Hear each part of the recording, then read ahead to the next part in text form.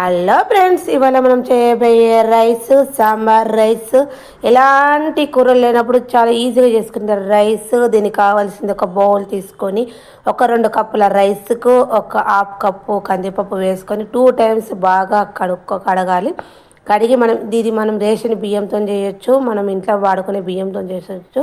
Ration బియ్యంతో అయితే taste అనేది చాలా బాగా వస్తుంది.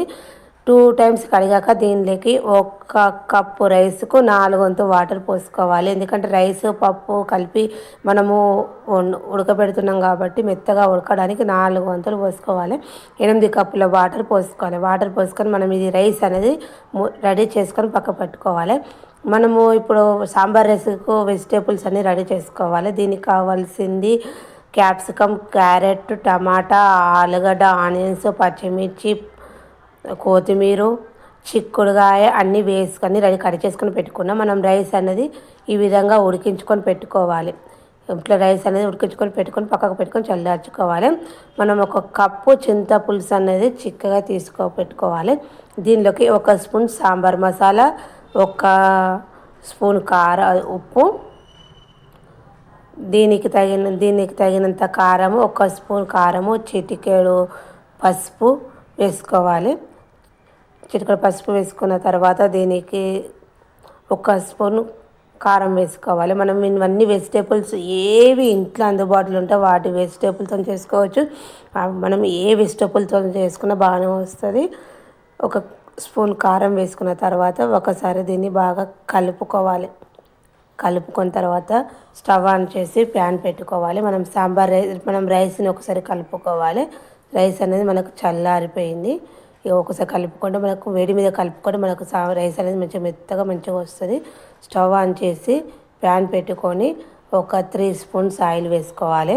ఆయిల్ వేసుకున్నాక పోపు దినుసులు, జీలకర్ర, ఆవాలు వేసుకున్న తర్వాత దీనిలోకి ఆనియన్స్ వేసుకొని కొంచెం 2 మినిట్స్ వేయించాక తర్వాత మనం కట్ చేసుకున్న వెజిటేబుల్స్ అన్నీ వేసుకోవాలి. క్యారెట్, ఆలుగడ్డ, క్యాప్సికము, చిక్కుడుకాయ, టమాటా, మన దగ్గర ఎన్ని వెజిటేబుల్స్ అందుబాటులో ఉంటే అన్నీ వేసుకోవచ్చు. ఒకసారి ఇవన్నీ వేసుకున్న తర్వాత పచ్చిమిర్చి వేసుకున్న తర్వాత 1 స్పూన్ అల్లం వెల్లిపాయ పేస్ట్ వేసుకొని ఒకసారి బాగా కలుపుకోవాలి. కలుపుకున్న తర్వాత మూత పెట్టి మూతకి ముక్కలు అన్నిటి కొంచెం మగ్గనివ్వాలి. 5 మినిట్స్ మంచిగా మూత పెట్టి మగ్గనివ్వాలి. 5 మినిట్స్ తర్వాత మనకి ఇట్లా 50% ముక్కలు అనేటివి మగ్గిపోతాయి. ఇట్లా మగ్గినాక తర్వాత ఒక్కసారి బాగా కలుపుకోవాలి.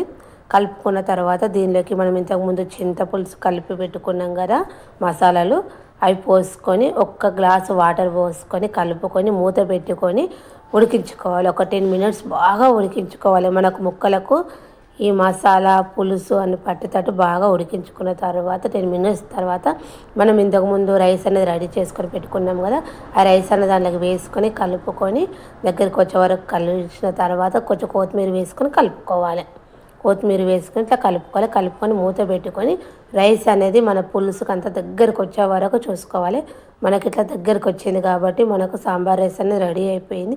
చాలా ఈజీగా చేసుకోవచ్చు. తర్వాత ఇట్లా రైస్ అనేది రెడీ అయిపోయాక 1 స్పూను నెయ్యి వేసుకొని ఒకసారి బాగా వేడి మీద కలుపుకోవాలి. అదే కరిగిపోతుంది. తర్వాత ఒక బౌల్లోకి తీసుకోవాలి. మనకు సాంబార్ రైస్ అనేది రెడీ అయిపోయింది. ఇది అప్పడాలతో తింటే చాలా చాలా బాగుంటుంది. ఎంతో టేస్టీగా ఎమ్మి సాంబార్ రైస్ అనేది రెడీ అయిపోయింది. ముక్కలన్నీ ఉడికిపోయినాయి. ఎంత బాగుందంటే టేస్ట్ చాలా చాలా బాగుంటుంది. ఇట్లా మనం వీటి అప్పడాలతో తింటే చాలా బాగా ఉంటుంది. వేడి మీద తింటే ఇంకా బాగుంటుంది. ఓకేనా?